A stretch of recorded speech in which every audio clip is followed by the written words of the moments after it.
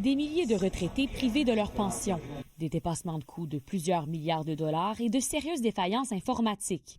Le dérapage du projet fédéral COURAM, censé moderniser la gestion des pensions et des prestations, se concrétise ces derniers jours. Et les principales victimes, 85 000 aînés.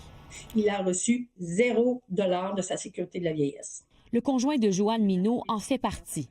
Il n'a reçu aucune prestation de la sécurité de la vieillesse en 11 mois. C'est très frustrant. Ça fait des milliers de dollars qu'il n'a pas reçu non plus. Donc, nous, on doit ajuster nos dépenses en conséquence. Et on sait très bien que le niveau de la vie n'est pas à son plus bas, disons. Donc, en tant que retraité, on n'a plus les salaires qu'on avait avant. La Fédération de l'âge d'or du Québec, qui représente plus de 600 000 aînés, est déjà sollicitée par plusieurs membres touchés.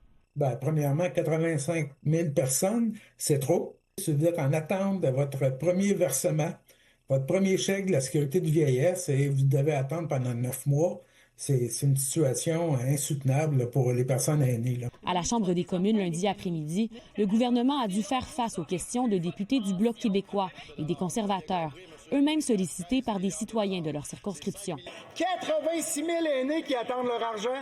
Vous dites quoi à nos aînés qui écoutent? Fut un temps où les libéraux disaient aux Québécois « Restez au Canada, sinon vous aurez plus votre pension. » Ben maintenant, c'est « Restez au Canada, même si vous l'aurez pas plus, votre pension. » Effectivement, un cas, c'est un cas de trop. On va toutes les régler. Les partis d'opposition reprochent à la ministre de l'Emploi d'avoir minimisé l'ampleur du problème, malgré des témoignages qui s'accumulent depuis des mois. Les débassements de coûts de près de 5 milliards de dollars alimentent aussi la grogne, les députés qui comparent ce fiasco à celui de Saclay ou de Phoenix. Anne-Sophie Jobin, TVA Nouvelles, Montréal.